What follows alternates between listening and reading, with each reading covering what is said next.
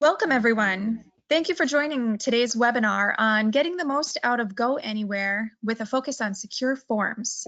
I'm here with my co-hosts, Chris Spargen and Scott Messick. Welcome, gentlemen. Before we kick things off, I'll remind you that the event is scheduled for approximately 45 minutes, and we're recording the event, and we're going to send out a link to everyone afterwards so that you have it. You can feel free to ask questions throughout the presentation. We have some team members on the line who will help us get those answered. In addition, if there's time, we'll go ahead and answer a few live at the end. Lastly, we will have a survey that'll display at the close of the webinar. If you'd fill that out for us, it gives us great feedback on the parts of the presentation that were helpful for you and gives us good feedback. Then in addition, if there were any questions that weren't answered for you during the event, you can ask them during that as well. All right, let me introduce you to our presenters. Chris Spargen is the Manager of Support and Services for the GoAnywhere team. He has worked all facets of support and services and now has the pleasure of leading these two great teams that focus on the customer experience. Scott Messick is the Senior Sales Engineer with Help Systems and is based in New Jersey. He has over 20 years of IT experience working in and managing IT teams in highly regulated industries. In this role, he works with and supports the largest Clearswift and GoAnywhere customers and prospects across North America. Chris and Scott, thank you so much for being here today. Welcome. And I'm going to turn it over to you, and you can take it away. Awesome. Thank you so much, Angela. Thanks for joining us today, everyone. So just to look real quick at what we're going to cover today, as you can see in our agenda, we're really going to do a deep dive into GoAnywhere Secure Form functionality. We're going to give you some use cases, why we see our customers leveraging secure forms, and then we'll give you a live demonstration and talk about how to not only leverage secure forms, but more importantly, secure that process. And then we'll, as Angela alluded to, have Q&A at the end, but at any point, if you'd like to ask questions through GoToWebinar, feel free to do that. As Angela said, we have people that will be monitoring that and trying to help answer your questions. So thanks for your time today, and Scott, take it away. Yep, thanks a lot, Angela and Chris, for the intro. Thanks to everyone for taking the time out of your day to join us to learn about secure forms. Just a quick comment, as we know, everybody's pretty much virtual by this point in time. If you have any issues with audio or anything along those lines, you could dial in. You might be able to hear things a little bit better. So today we're going to be focusing specifically on secure forms. As you know, GoAnywhere does much more than just secure forms, and if you have any questions, as Angela mentioned, you can log them here, or if you want to take something offline with us specifically in a little more detail, please make sure that you drop us a note to set up a personalized session to review any aspect of our managed file transfer solution. So we're going to talk about, as we've mentioned, secure forms and what are secure forms. A couple of quick points here. The first thing is, you ever filled out an online survey or completed benefits enrollment process electronically? Or have you ever provided information to a vendor, maybe about a case that you're working on, or on a personal note, filled out an application for a loan or credit application electronically? Many of you probably answered yes to at least one of these questions, and you should be aware that most of these processes, or by this point in time, all these processes that I've just described are most likely using a secure form of some form to front end all of that. So what are secure forms? By definition, HTML forms designed to securely capture information. The information that's captured is typically used for another process. The secure form submission can be secured with SSL certificates that are used to encrypt content because you want to make sure that nobody can hijack any personal information or banking statements, social security numbers, or anything along these lines, or maybe even a secure online voting ballot, which we can all relate to in today's day and age. you want to make sure that no one's able to capture that content as it's being transmitted. The input fields that are in secure forms can either be configured with black or white answers, such as yes or no. They can also be loaded or pre-populated with information, such as what's presented on your screen now. You can see here that we have a trainer survey after a class or some curriculum is taken, and what we're asking here is to rate the class as well as the instructor, the material and the instructor. Additional information such as tool tips, also shown here on the screen, are available to help guide decision-making process, especially if there's percentages or a number scale. They can also be configured to read values from a database or to populate available choices. An example would be filling out a support case that you're working on, maybe with a vendor, and you've got to upload an attachment, or you've got to provide some additional information to the case. So what you may have to do is you may have to enter a pre-existing case. And in this case, a secure form could be built to reference a database that's got cases that could be, for instance, assigned to your specific account or you as the customer. And then finally, the forms themselves are presently available in 11 different languages. So a little bit more about how to customize forms now. If you've got a requirement to submit a form, perhaps from another application, GoAnywhere Secure Forms supports the ability to use SOAP or REST requests. So if you've got a process, maybe not an individual user who's going to assign into an HTML form to populate information, you may have to use a process to upload content into a secure form. So GoAnywhere fully supports that. The forms can be made public or anonymous for public access. They can be private with restricted access, or they can be made publicly available with a secondary check, maybe to confirm an individual's identity. So they're very flexible and customizable from an authentication standpoint or lack thereof. One of the items we're going to demo today is the ability to go through a multi-form workflow with several steps along the way.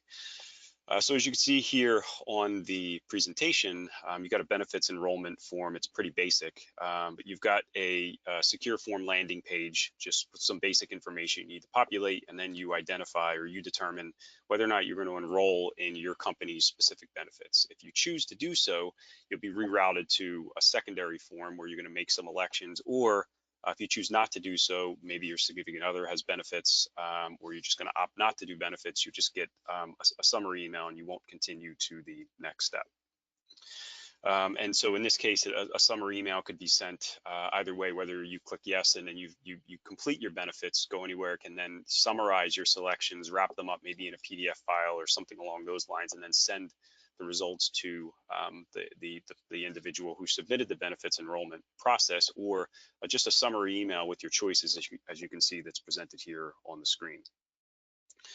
And then using our advanced workflows, which is a major differentiator, of course, between GoAnywhere and other vendors in this space, you can unleash hundreds of tasks as a result of a single choice or multiple choices made during a secure form submission. Summary of options chosen within the form, attachments with benefit selections, as I previously mentioned, or variables to trigger other actions. Advanced workflows can also be used to export content from a secure form to populate a database, upload a file to another platform, for instance. You may also have a scenario where you're building a front end for, as previously shown, excuse me, in the next screen, what you're going to see is an attachment where you upload files to a case, you populate information within the form, and then using our cloud connectors, maybe Salesforce as an example, that content can be shipped off to a Salesforce backend with our cloud connector. And we have about 40 cloud connectors available at the present time.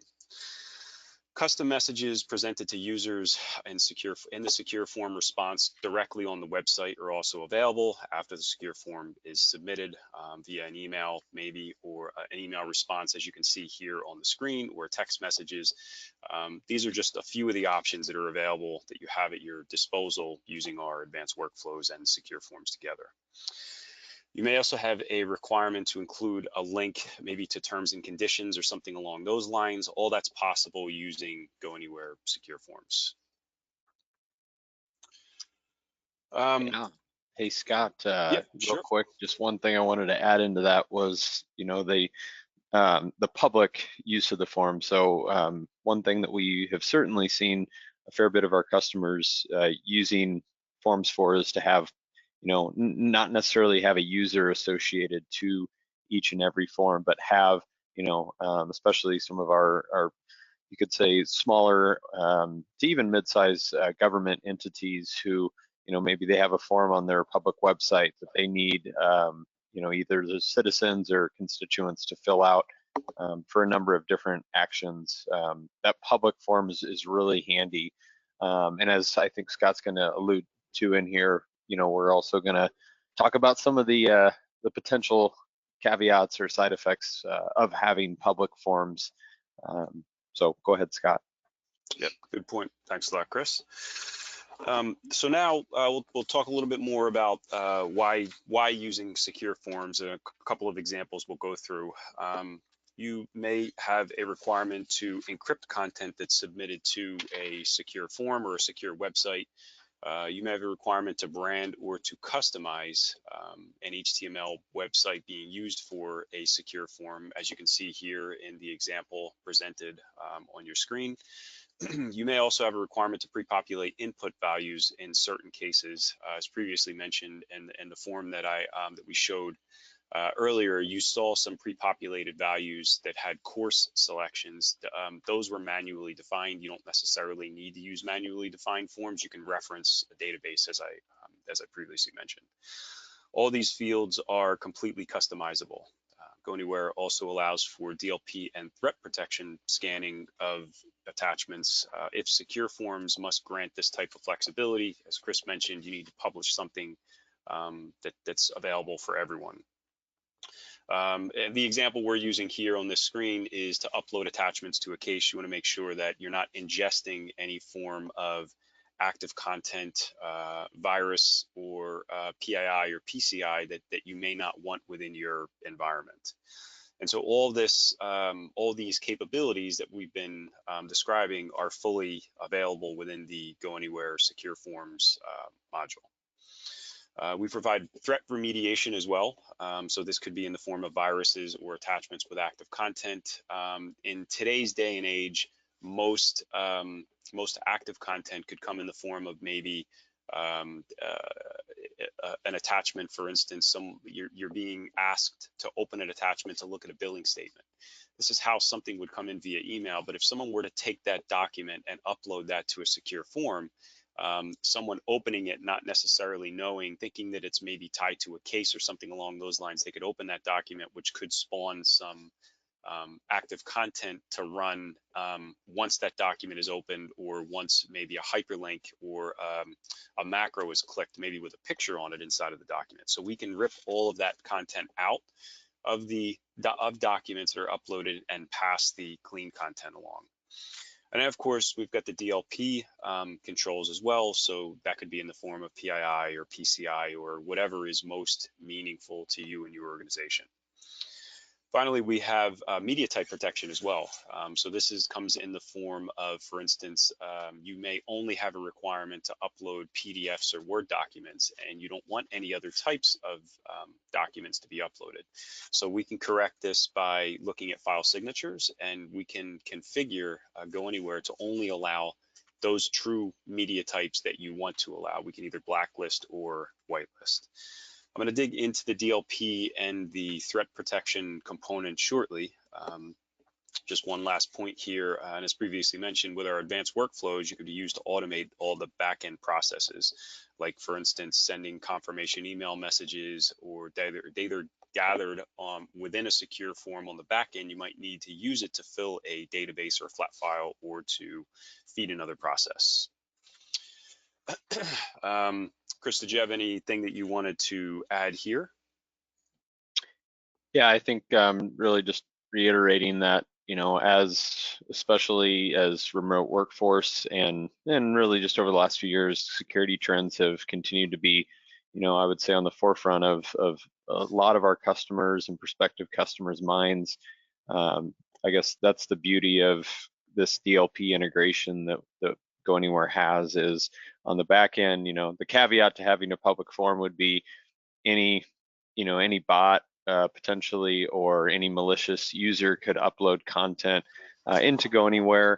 And ultimately, how do we not only provide functionality like secure forms, but security behind that? I think that's the major takeaway that I think of, and that many of our clients have expressed. So moving on. Yep. Okay. Thanks a lot. So now what we're going to do is we're going to talk a little bit more about the threat protection and DLP engine. So a little bit more about Clearswift and the integration between Clearswift and GoAnywhere. Clearswift's initial product that we brought to market was around 30 years ago, and it was an email filtering solution. One of the first that was brought to the market by the name of Minesweeper. Some of you may have heard of that before. And so that product evolved over the years and has morphed into a variety of products, one of which being our Icap Gateway, and this is the component that ties into GoAnywhere. And so all of this special sauce, all of these components that we've been working on for the last 30 years, we can unleash within our Icap Gateway, allowing the GoAnywhere Secure Forms, or really any file transfer within GoAnywhere to have the DLP and the threat protection scanning built into it. So our major component is our deep content inspection, often referred to as DCI. And so I'm just going to go into a little bit more of the details about DCI that kind of summarizes some of the points that you see here on the slide. So DCI is the ability for us to scan inbound and outbound content across multiple communication platforms. So it's not just email. Now we can handle the GoAnywhere traffic as well. It's also adaptive redaction. So what do we mean by adaptive redaction?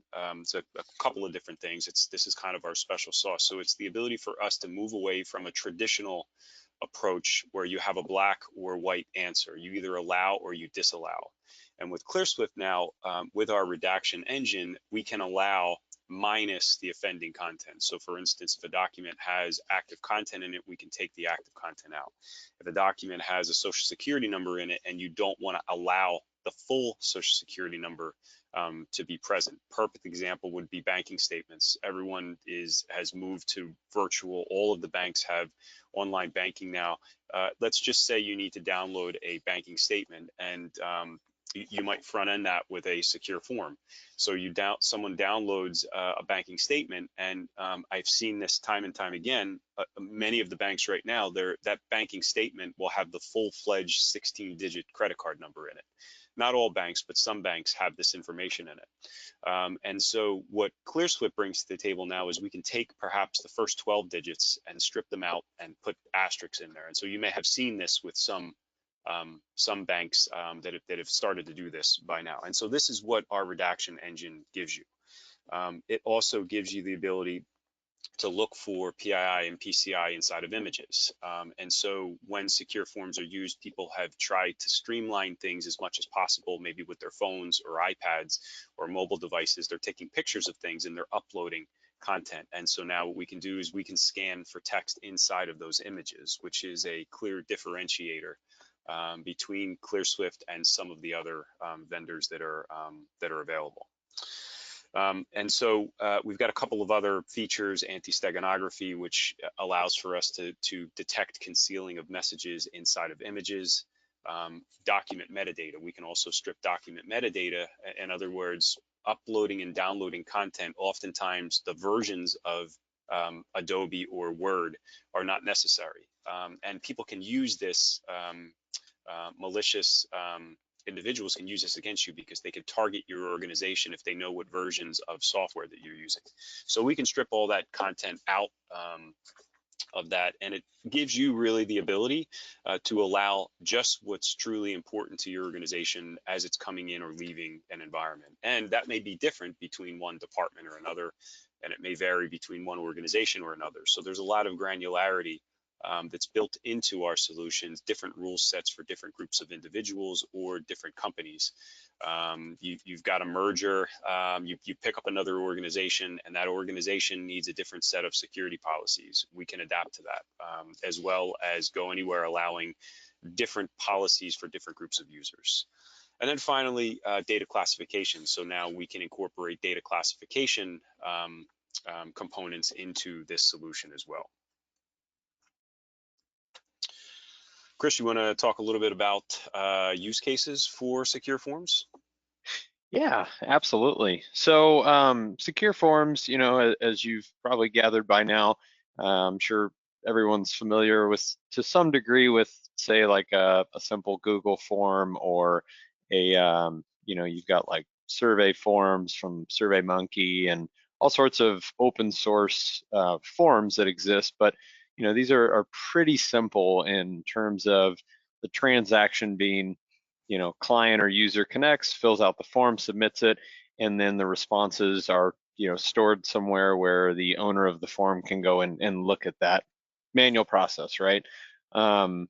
You know, where secure forms is obviously far advanced to that is just in the workflow logic. So we wanted to talk through a couple use cases that we've observed from customers, but I think the key takeaway from this is between the automation that's built into the form and then the, you know, I would say just powerful advanced workflow engine that GoAnywhere has, really the use cases are endless. And one thing I wanted to mention was it was in 2 major releases ago for us, in our 6.5 release, that we actually added the capability to have multi-step forms. And so that opened up a whole nother, you know, I would say, avenue for our customers to be able to use secure forms, not just for one single submission and then the workflow to do things, but as Scott showed you earlier, if there's a multi-step process here where there's potentially multiple forms involved, now you've got the logic of GoAnywhere's advanced workflows that can route you to, you know, the relevant next form. So this really opens the door to much greater business process automation, you know, in a sense. And so some of the use cases we wanted to discuss here was we've helped customers set up, you know, secure forms for probably my favorite one. I might have had something to do with this one, so it's near and dear to my heart. But in the 2016 election, we actually leveraged secure forms for absentee voter ballots. So we had a customer who needed to ultimately provide our overseas military voters with a means of, you know, securely transmitting their ballots, you know, to their respective county. So the way that we were able to architect that was by leveraging a secure form in GoAnywhere that was publicly available. We, as Scott was alluding to earlier, and we have already discussed, the caveat to that being that anyone could submit that form. So the first step to that was to make sure that we were scanning and quarantining content that was found to be malicious as a first step. And then once that, we'll say that file passed inspection, or multiple files, I should say, had passed that inspection. At that point, then we looked at information on the form to see what county did this, you know, user need to submit their ballot to. Once we were able to take that variable, we distributed that file to the relevant group of people in each county. There were multiple users from each county, and so we had to actually look up in a database and find, you know, from this county, these are the users that we need to send to. We actually used GoAnywhere as well and our GoDrive functionality, so those users could collaborate on the ballot that was submitted. And we finished that process out after placing the file in their GoDrive directory, their working directory, where they were collaborating on the ballots and processing them. We would send an email notification out letting them know, you know, that that process had been finished. And as you'll see when Scott gets into the secure forms area, we redirected the user at that point. We thanked them and redirected them to the state's website. So that's one pretty exciting, and what I would say actually lifted secure forms into production or made secure forms a reality for GoAnywhere, because that was the primary driver behind what initially brought secure forms out. Another example that I have, a little more recent one, is a customer that needed to accept RFP forms from any of their clientele within their city limits. So pretty similar process. Ultimately included uploading certain documentation and defining their account number with the city.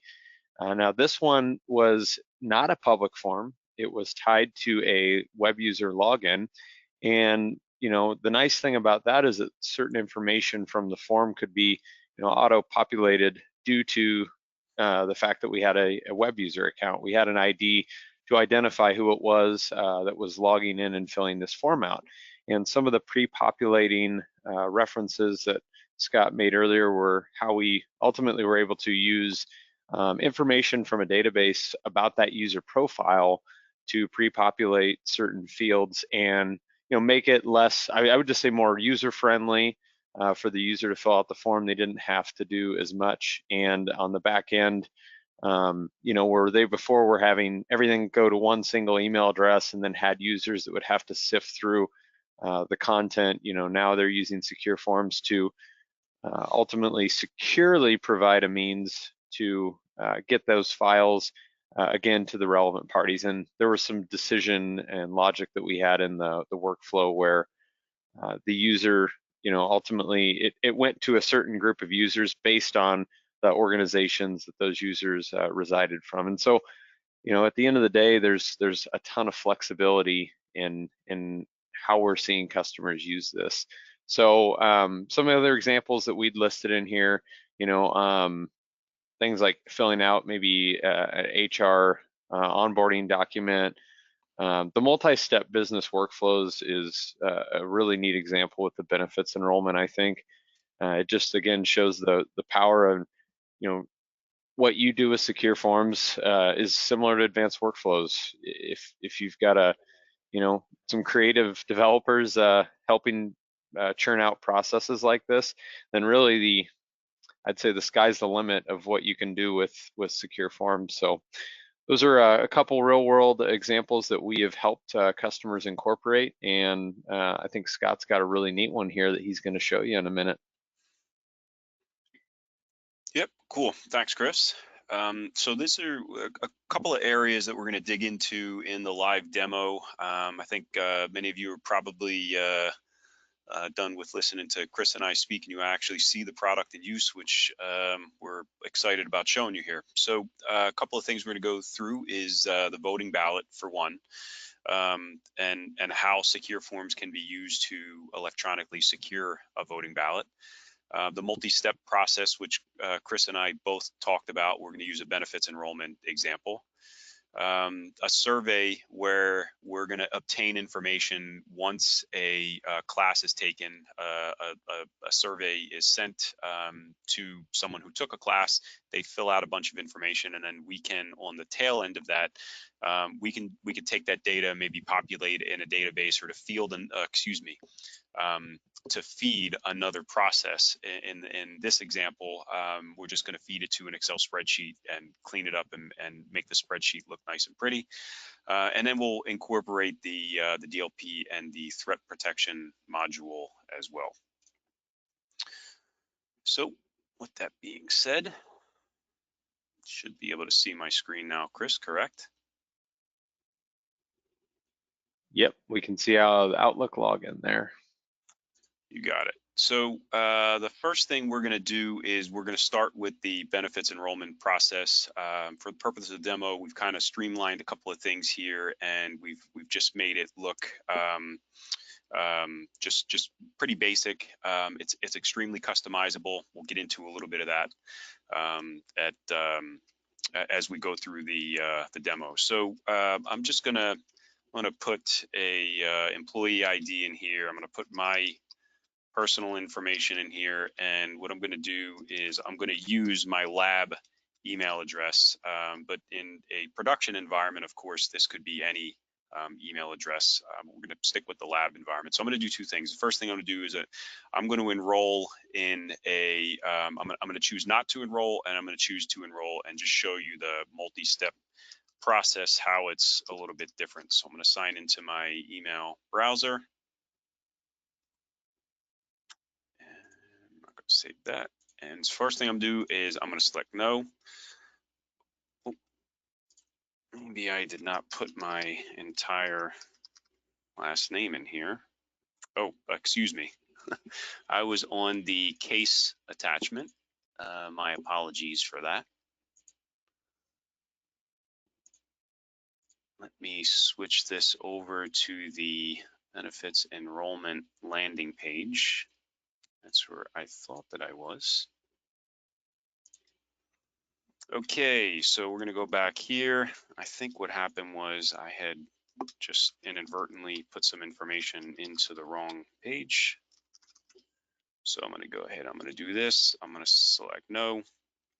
So a summary email, you can see here in the secure form, I've generated a message that basically says, thank you for time to complete the form. You'll receive an email summary, summarizing everything. So in the meantime, I'm going to go ahead and I'm going to run through this process one more time, but I'm going to select yes for the benefits enrollment instead.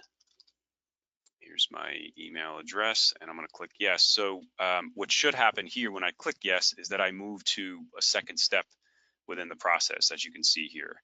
And so while that first step did not bring me to another form because I choose not to enroll in the company benefits, what winds up happening here is I just get this email, benefits election confirmation, and it's just basically I've used variables within a advanced workflow, and I'm just mentioning here you've elected not to enroll in the benefits package for next year. If you feel there's an error, please contact Human Resources. So this is essentially how we can handle this. So now what I'm going to do is I'm going to go ahead and I'm going to complete the benefits form enrollment. And what I'm going to do here again is I'm going to put this email address. I'll say I've got 4 dependents in total. I'm just going to go ahead and select this high deductible plan. I want dental insurance, of course. I want vision. I'm going to do the life insurance, of course, short-term and long-term disability. I'm going to elect not to do that. I'm going to contribute to 401k. And I'm going to just say something like 6%, and then I'm going to go ahead and submit this. And so similar thing here, you'll get an email summarizing your benefits. So for the purpose of the demo, I haven't wrapped this up in anything more than an email, and we've just cleaned this up so that you get some very basic information here, a summary of everything that you've chosen. What we could do is we could wrap this up into something cleaner, maybe an attachment or something along those lines. But again, for the purpose of the presentation, it's pretty basic, just to kind of give you an idea of some of the power that you have here. Before I move to the next use case, maybe I'll take a quick pause and see if Chris wanted to add anything to that. Oh, I think you did a good job on that, Scott. All right, you got it. So the next part that we'll go through here is we'll do the voting ballot. And so let me just, here's my annual shareholders. So sometimes you receive these in the mail. This is from my particular company, my fake company here, example company. You'll see here that there's an election of directors, and I'm going to vote for one of these individuals. And then I've got some information about some company proposals for the upcoming year. I put some information about myself in here, the last 4 digits of my social to confirm my identity. I'm going to now with a back-end process confirm that. I don't necessarily need to put this here. It just depends upon how elaborate this voting form would need to be. And so moving this electronically is a secure way to handle an election process like this. And then we can send an email summarizing everything, of course. And then we've just put a note here that just mentions, as we all know, that some people may prefer to vote in person. And if this is the case, we're basically saying is contact example company, here's our number here, and sign the form. And then what's going to wind up happening is when you contact this number, there's going to be an automated message, or you'll receive somebody that just says, okay, do me a favor, please make your selections, sign it, and then bring the form into our facility or something along those lines. And then as you can see here, I've put a little more information about the annual shareholders meeting itself, the date and the time, and so on and so forth. So I'm going to go ahead and I'm just going to go ahead and vote for Christine. I'm going to vote against everyone else, and I'm going to say, yeah, why not? We're going to go ahead and go forward with both of these. We've got Ernst & Young here that we're going to sign up again for our independent accountants, and yeah, we're going to open up 2 new offices. We've just hired a bunch of new employees in those areas. I'll put my name in here. I've got put my email address down in here for the summary. I'll just put some fake information here. And again, this can be configured to reference another source behind the scenes. I don't need an email confirmation, and I'm going to just go ahead and click submit. My apologies. I've got a switch within the secure form that references another form. I'm going to demonstrate that here shortly. Sorry for that. It's calling another form that we just went through. So sorry for that, but you can understand the point. I'll show you in the secure form where I just need to slightly reconfigure that. Any points you wanted to add to that, Chris? What I'll do is I'm going to demonstrate the secure form configuration in the advanced workflow before I move to another secure form example. Yeah, I think that's definitely the next. Let's show them how the magic happens, right? You got it. Yep. So now just to point out where I went wrong here. I had copied another secure form, and what's happening is in the secure form. So here is just the response that says thank you. But what's happening is I am in my advanced, in my secure form itself, I'm referencing a project that I was using for something else. So my apologies for that. So here is basically, this is a straightforward form where I just got a response. I don't have any variables defined here. But what I'm going to do is I'm going to go into the benefits enrollment form that I just had mentioned. Here is the benefits enrollment secure form. And so what I'm doing here is it's fairly straightforward. I have all of my variables that I'm printing out to a job log. All of these variables are fed from the secure form itself. And then what I'm doing is I'm just sending an email confirmation. As you can see here, I'm using variables that are pulled from the project when I send the summary email. And then here's the secure form response itself, which is presented on the web page, the secure form, the HTML page itself. And so now what I do is I'm going to take that secure form, going into my secure form manager. I will show you the benefits enrollment process, go into my components here. And so you can see fairly basic. Here's my my yes or no answers here, and then I've got coverage plan, and I've populated all this information in here. Here's my variables that are associated with these coverage plans, and then as you can see, I just pick and choose which components, text fields, where I want to populate information, where I've had required or mandatory fields, and I can just continue to elaborate on this secure form as additional information is required. I've got areas where I've got I've got drop downs, or I've got multi-choice selections, where I'm going to show you here in a moment. So I'm going to move over to my trainer survey, which I'm going to demonstrate in a short moment, where I populated some the training classes that were available to be taken. So this is a multi-option checkbox, and I pre-populate all this information. As I mentioned, I don't necessarily need to manually pre-populate these. I can actually read these from a database if I've got an internal source of information where I want to pull that information back from. So you build the secure form itself. We configure how we want to make this form available to be accessed. So in this case, I've made all of these forms public with no authentication. I don't necessarily need to do that. Here is my REST and SOAP enablement where other processes could be used to fill out content. And so I can determine whether or not who I want to actually assign this form to. In this case, it's an anonymous, or I can actually dictate with whether I'm using LDAP to reference another authentication database, or if I want to use GoAnywhere to provide authentication. I can now pick and choose who I want to have access to this form here. And so I'm going to move right along into two other use cases, unless Chris wanted to elaborate on anything that I've just shown. No, I think you've done a good job of showing all the flexibility. You got it. Okay, so now what we're going to do is we're going to move into the trainer survey. And so we're going to give out a gift card as a result of the trainer survey as well, if you would be so kind to fill this out. And so now I'm just going to put here, this is my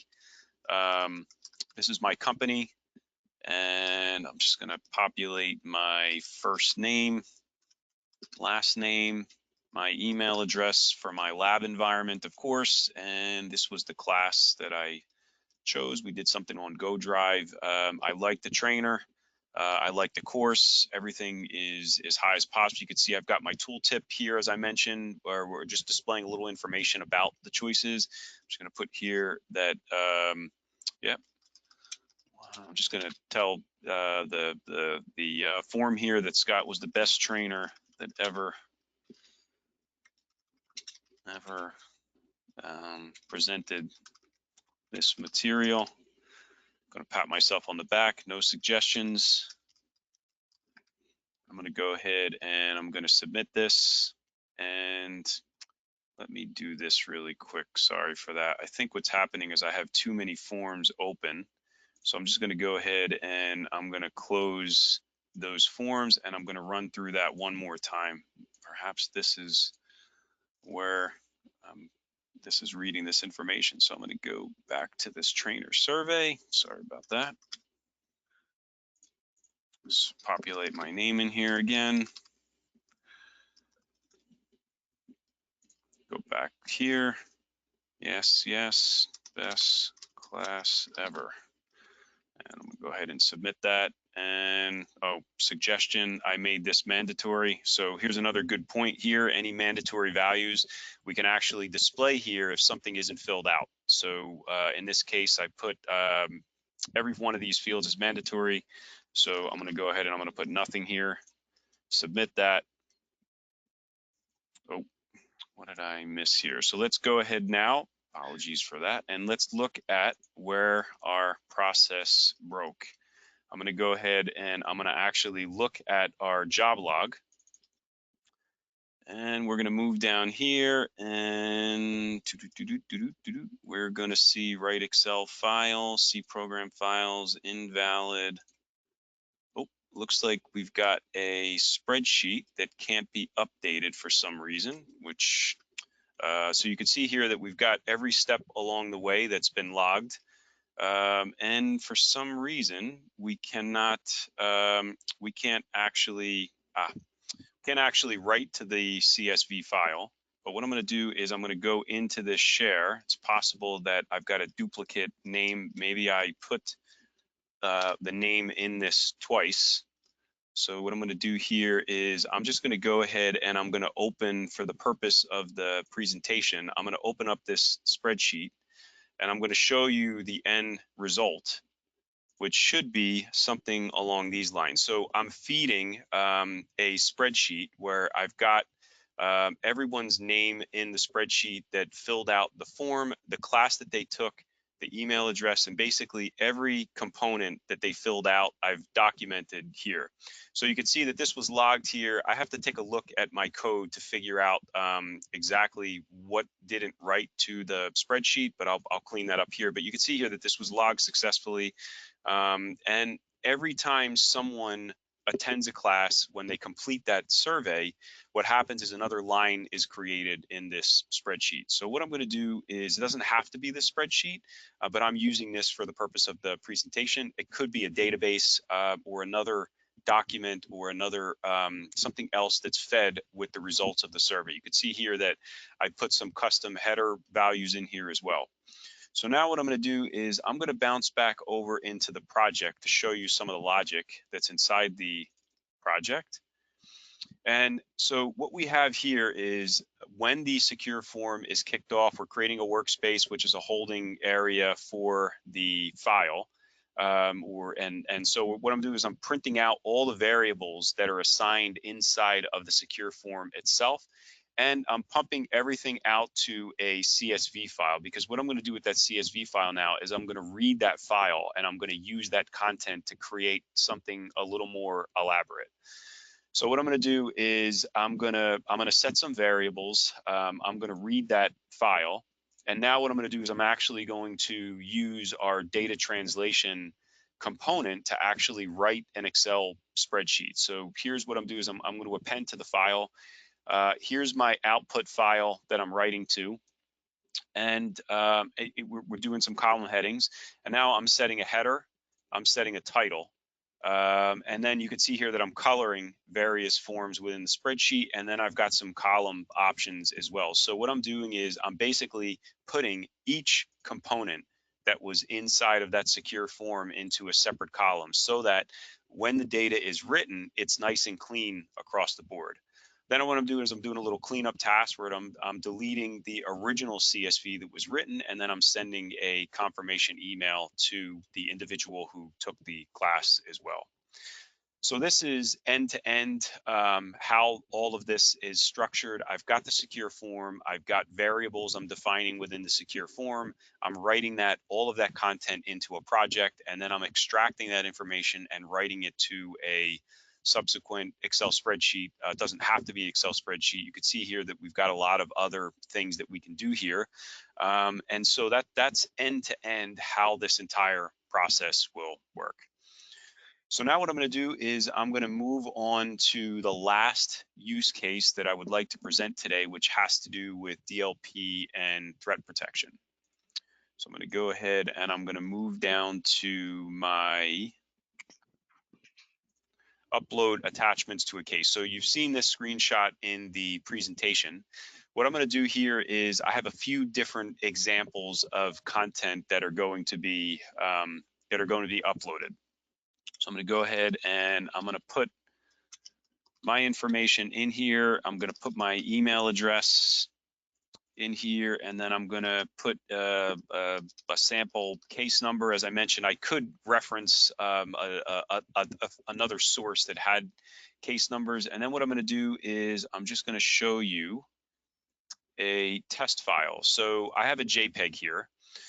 When I open this, you'll see here that I've got it's a fake account statement. And so you have an account number that's here, and then you have an account number that's here. They're labeled two different things, but I'm using our DLP engine in order to look for account numbers. It could be any content that you decide to look for.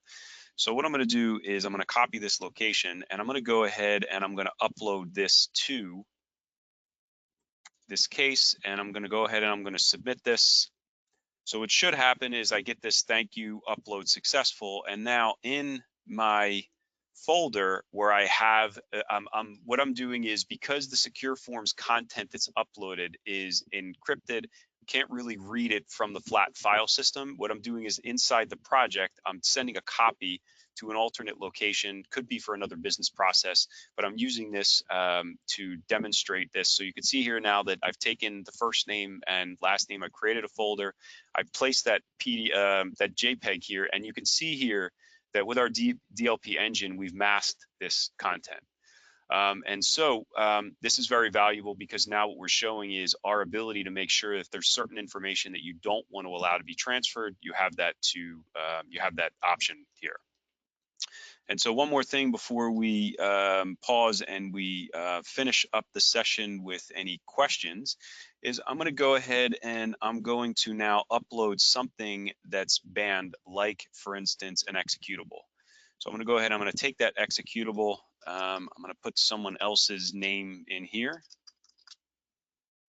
I'm going to put my email address in here for my lab environment, enter my case details. Now, what should happen is it should tell me that it's not allowed. As you can see here, your upload is not allowed as it contains content that is not permitted by example company.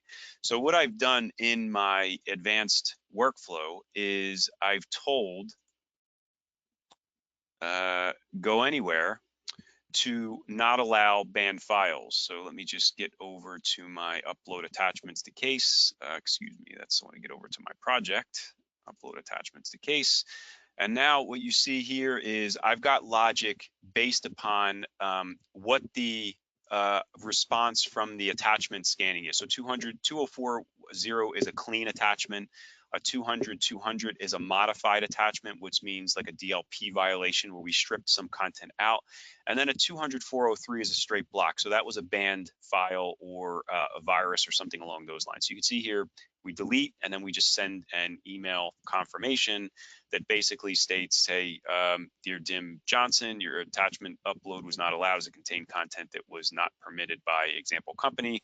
Please contact this email address if you have any questions or concerns. You can see here that I've even spit out the case number as well, so you can reference that within the email message. So that being said, that concludes the demo part of this presentation. And what I'm gonna do now is we're gonna hand this over back to Angela, I believe.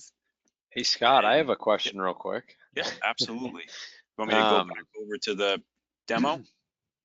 Yeah, if you could just pull up GoAnywhere's admin client again. I was just curious if you could kind of show me if I needed to go back and look at a secure form submission, maybe for auditing purposes, how would I go about doing that? Yep, so I'm guessing you're referring to a completed job or the secure form log. The secure form log, I think. Yeah, we got some good auditing looks into the completed jobs, which shows, you know, the admin users, everything that we need to look at there. But yeah, perfect. And I can talk through this. I'm being partially facetious here. So, so yeah, as you all are aware now, we're obviously running secure forms as a module within our HTTPS, you know, web server in GoAnywhere. And so this will show you some of the granular activity here that you can see is taking place. So if you needed to go and track one down and maybe see, you know, what user did this come from? What was their IP address? There's low-level logs located here, as well as pop over to services for me and secure forms. And let's just go to that last form you submitted there. Perfect. Take the more actions icon next to that. Let me go back there. There you go. Awesome. And let's view the submitted forms for that one specifically. Perfect. And just click on one of those, yeah, payload IDs. That'd be perfect. Awesome. So this is a good way to go back and granularly see, you know, when was this form submitted? It tells you the job number that it fired off. And if you hit done here, Scott, that allows you just to go in and look at the form granularly, and then if you need to go and look at the job number to see maybe why something failed, then from here you could just take that hyperlink as well. So really just shows, I guess, the breadth of GoAnywhere's auditing that, you know, allows you to really trace things from, you know, form submission through the whole workflow process, which is extremely helpful if you're in that multi-step process and maybe you've got 10 different total forms that a user may need to fill out. And, you know, instead of having to, I guess, yeah, it's laid out very nicely. So you're able to just kind of follow the breadcrumbs, so to speak. Good All point. right. Thanks for elaborating on that. So let me just switch back to little thanks everyone for attending. We're gonna switch this back over to Angela, I believe. Yeah, Actually, thanks. Scott, if you, I was gonna say we got a good question on here, and I know Angela doesn't have GoAnywhere accessible, so I may ask you to present again because I'm going to answer Ted's question by having you navigate. So great question, Ted. He was asking if you wanted to use a form with authentication against Active Directory, do we need to add a web user for each of our 4,000 users, or would it simply pass through the username password and if AD says it's okay, allow them in. Failing that, is there a way to sync web users to LDAP? So yes and yes for both of those. So yeah, Scott, if you go down to login methods for me, and let's just click on example companies LDAP server there. Perfect. Go to your web users tab for me, and here is where we have settings that will ultimately solve that, Ted. So we do need to define, GoAnywhere needs to be able to look up web users, but that second checkbox you see there for the create user automatically during login, if you want to open a form up to your company, but you only want web users created in the event they legitimately need to use your service, then this is a good way to accomplish that. Optionally, there's the fourth checkbox down, enforces group membership. So if you've got a group within Active Directory that houses all of the users that you need to use the service, then this is a way to also only grab web users and create web user accounts for legitimate users that you have. So you got flexibility both ways. Yeah, and you can sync these or choose not to sync them. The sync piece would be if you actually want to pre-populate user accounts, which in most cases, from our experience, most organizations choose not to do this. But you can if you choose to, or you can just, for instance, link to a specific group or an OU. And so when people sign in that are in that group or in that OU, accounts are created. And then we've also got the multi-factor authentication piece. If you have a requirement, if you've got a requirement to tie into like for instance an RSA or maybe an email confirmation, and then you can also do some form of a self-provisioning. We can see here you can do some self-provisioning if you choose to as well. Awesome. Looks like that one answered it for Ted, so we'll move on to the next one, and that is for Carl. Can we embed these forms? Can we pass parameters to forms? So absolutely. Would you mind pulling up the embed within iframe option that we have there, Scott? I know we had touched on that briefly in the presentation. And the secure form itself? Yeah, go into your form manager and just click on any random form there. Talking about right here. Perfect.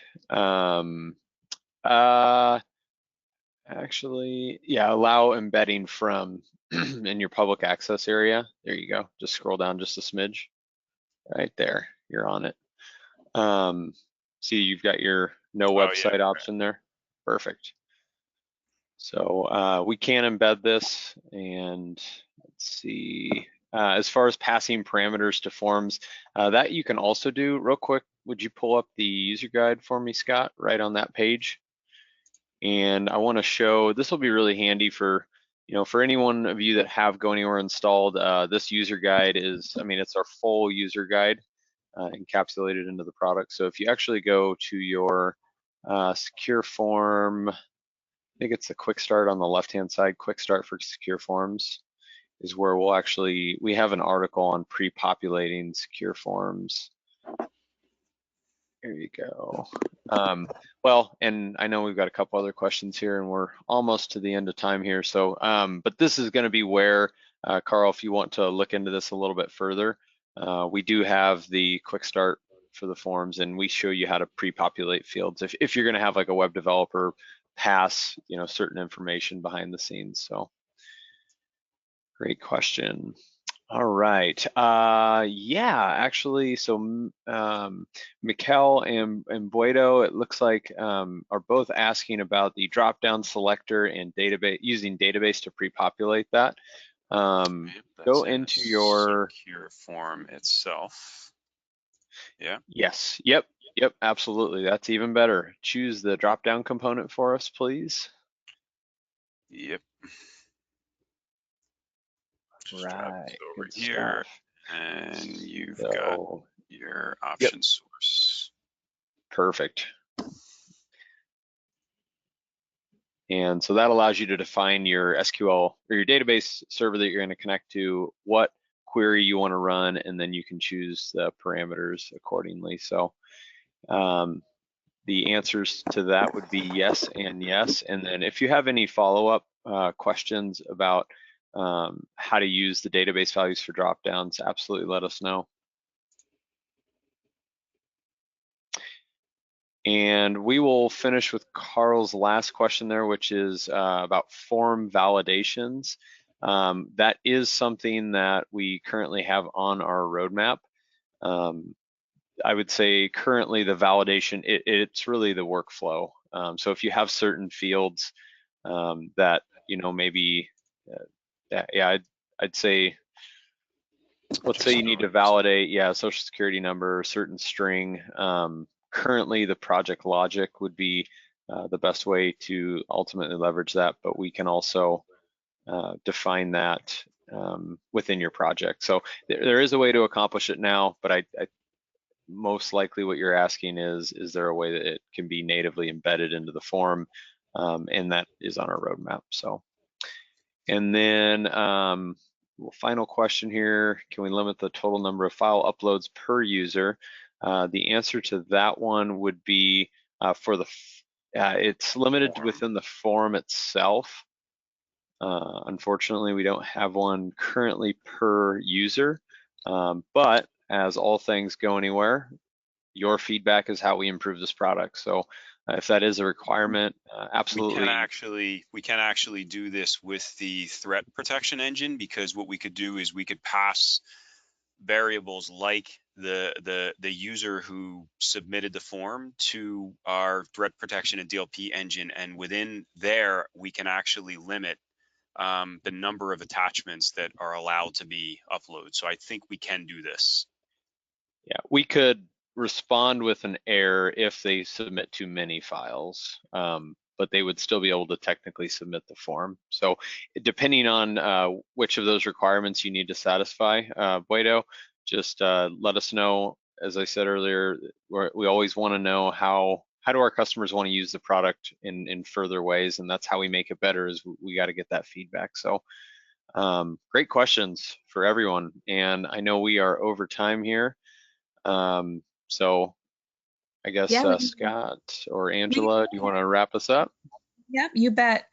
Yes, great questions, and thank you all for hanging on the line with us while we get those answered. If anybody has any additional questions, use that survey at the end that's going to pop up here once we close the webinar. Go ahead and submit any additional questions that you have there. And then I believe that is all we had for today. So thank you all for joining. Really appreciate it. And we'll look forward to seeing you next time. Thank you, Chris. Thank you, Scott. Appreciate all your help today. Thanks, everybody. Thanks for your time, everyone. Take care.